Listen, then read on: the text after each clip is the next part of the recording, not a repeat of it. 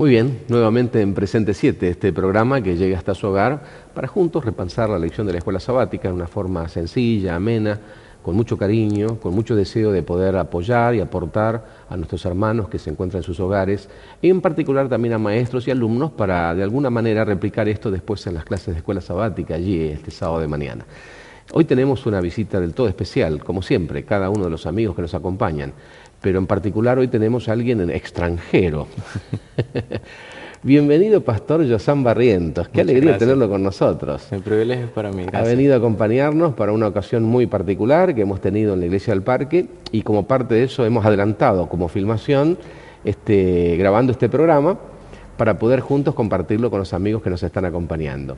El Pastor Yosan viene de Estados Unidos, él está en el distrito de Alexandria, eso se encuentra en el estado de Virginia. Virginia, bien.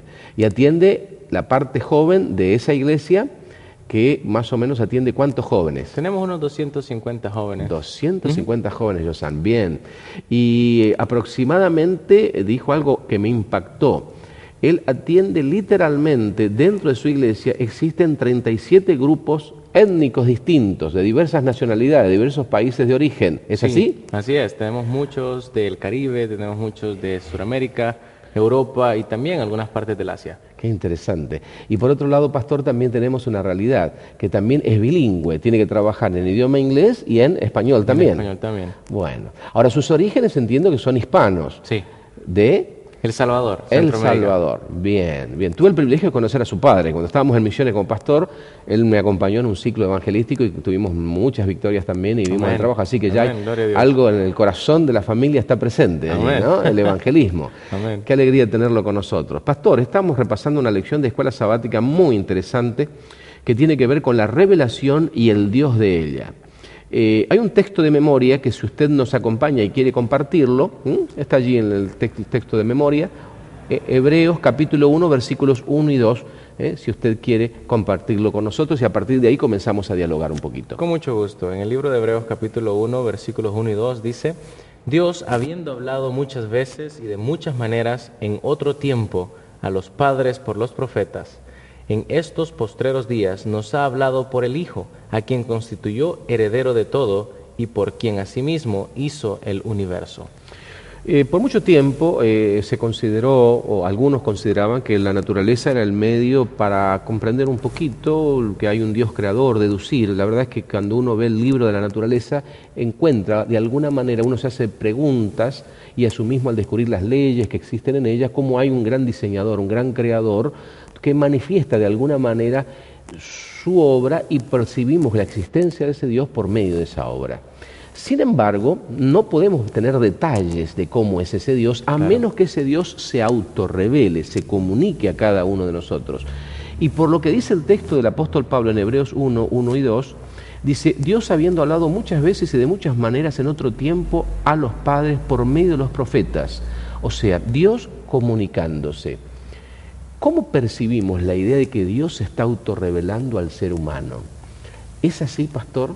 O sea, digo esto porque si hay algo que hoy en día se tiene duda, es de todo. Hoy se cuestiona todo, se duda todo, y si no está en mi mensaje de texto en mi celular, no existe.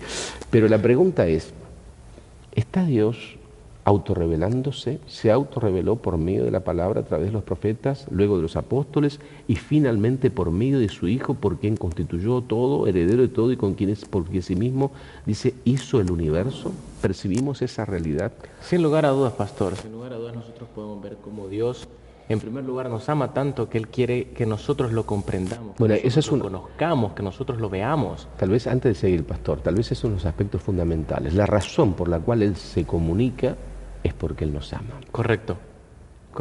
Es tan significativo eso. Correcto. Podríamos solo detenernos toda la lección y en eso. Podemos hablar mucho solamente de eso, de esa palabra, de amor. Sí. Podemos hablar de amor. Sin duda. Pero definitivamente nosotros podemos ver en cualquier lugar que nosotros veamos que hay una revelación de Dios.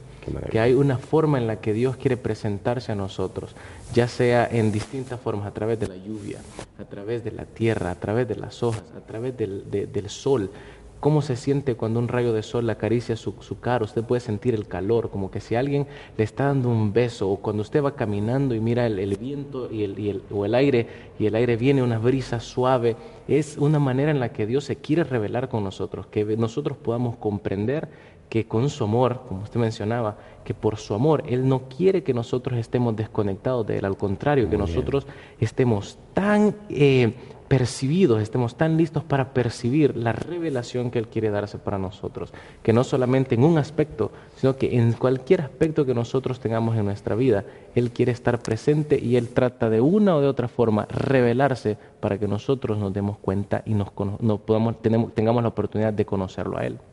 Generalmente la gente cuando pasa por algún problema muy grande o ve una injusticia, especialmente situaciones muy dolorosas, la pérdida de un hijo jovencito, de un niño, un accidente inesperado, la gran pregunta es ¿dónde está Dios?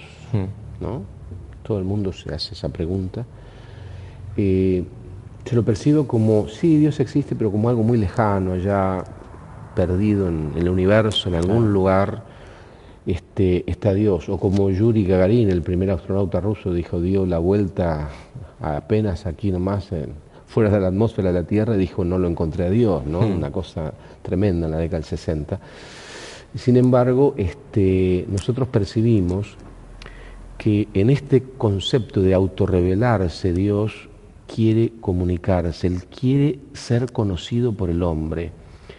Y el resultado final es que para aprender acerca de Dios, la fuente clave finalmente es conocer la Biblia, que es la síntesis de toda esa revelación. Correcto. Que Dios usó instrumentos humanos, les reveló, los inspiró, a fin de poder comunicar en su idioma, en su contexto, con sus limitaciones humanas, y que después a nosotros nos da la oportunidad, por el mismo Espíritu que reveló, inspiró a profetas y apóstoles, a nosotros iluminarnos para comprender la revelación entregada. Pero qué significativo es saber, querido pastor, que Dios se decide abrir su corazón y decir, aquí estoy, soy tu papá, aquí estoy, quiero manifestarte mi amor, aquí estoy, no sos una criatura olvidada, aquí estoy, no estoy lejos de ti, estoy cerca de ti. Por eso es dramático cuando alguien pretende conocer a Dios sin conocer la palabra. Sin conocer su palabra, correcto. Esa es la clave fundamental. Y especialmente usted, que es un hombre que trabaja, y digo usted por una cuestión de respeto pastoral, pero la verdad, a ti, querido hermano, trabajas con jóvenes permanentemente, incluso de diversas etnias, pero descubres que finalmente las necesidades humanas siempre son las mismas. Son las mismas. Y en esas necesidades la revelación impacta a unos y a otros, no importa de qué cultura vengan. Correcto, correcto. Y lo lindo que Dios hace a través de su palabra es que nosotros podemos darnos cuenta de que Él se aseguró que nosotros tuviéramos algo escrito. Muchas veces nosotros podemos escuchar que alguien nos cuente algo acerca de otra persona, pero muchas veces no estamos listos para creer porque no lo podemos palpar, porque no lo podemos sentir, porque no lo podemos ver. Pero cuando vemos algo escrito, cuando vemos algo que nosotros lo podemos hacer, en este caso la Biblia, que nosotros la podemos mantener en nuestras manos, esto cambia. Tiene un peso, tiene un valor que nosotros no podemos describir. Cuando nosotros podemos ver los distintos ejemplos que tenemos dentro de la palabra de Dios, que nos dejan saber no solamente en las cosas que nosotros podemos ver y conocer, sino que lo podemos leer, lo podemos experimentar en ciertas ocasiones, que Dios nos ama y Él se asegura que a través de cada lectura que nosotros hagamos podamos conocerle aún más a Él. Y lo llevo un poquito más adelante, a un nivel más adelante. Cada uno de nosotros nos podemos ver reflejados en la Biblia. En otras palabras, podemos ver que Dios no solamente quiere revelarse, sino que quiere dejarnos saber, yo te conozco y quiero revelarte mi amor para ti. Así que aquí nosotros podemos encontrar también como una descripción personal. Podemos ver que Él entiende no solamente, no solo trata de revelarse, sino que quiere revelar, que también quiere que nosotros les conozcamos aún más, porque Él ya conoce a cada uno de nosotros. Claro. El problema no es que no nos conozca, el problema es que nosotros no lo entendamos a Él, ¿correcto? Dice la palabra de Dios allí en 2 Timoteo capítulo 3, como una de las propuestas de la lección, en el texto clave, me animo a leer el versículo 15, dice que desde la niñez has sabido las Sagradas Escrituras, las cuales te pueden hacer sabio para la salvación por la fe que es en Cristo Jesús. Otra vez, en Cristo, que es un poco lo que el trimestre propone. Toda la Escritura es inspirada por Dios y útil para enseñar, redarguir, para corregir, para instruir en justicia, a fin de que el hombre de Dios sea perfecto y enteramente preparado para toda buena obra. El hecho de poder saber que la palabra de Dios se da a conocer, pero a la vez me está instruyendo, me está guiando, me está corrigiendo, me está orientando, me está haciendo sabio para la salvación. Es algo impresionante ese concepto, pastor. Amén.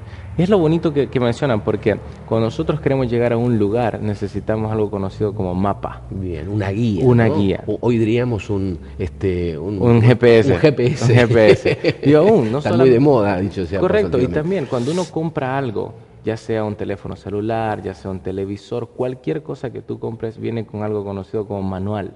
Muchos lo leen, muchos no lo leen. Y se prohíben de una serie de opciones que tienen. Correcto, ¿no? Se prohíben de muchas cosas. Y es lo mismo la palabra de Dios. Es el manual que nosotros tenemos para poder encontrar el camino correcto. Y muchas veces, ahora que mencionó usted el GPS, muchas veces cuando uno no toma la curva o no hace el viraje en el lugar donde tenía que hacerlo, le empieza a hablar, le empieza a decir, o ya sea de la vuelta o toma esta ruta.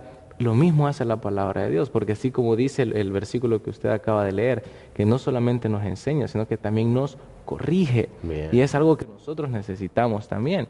Y esto lo hace la Biblia, de una u otra forma lo hace, pero también me gusta también explicar la Biblia de otra manera.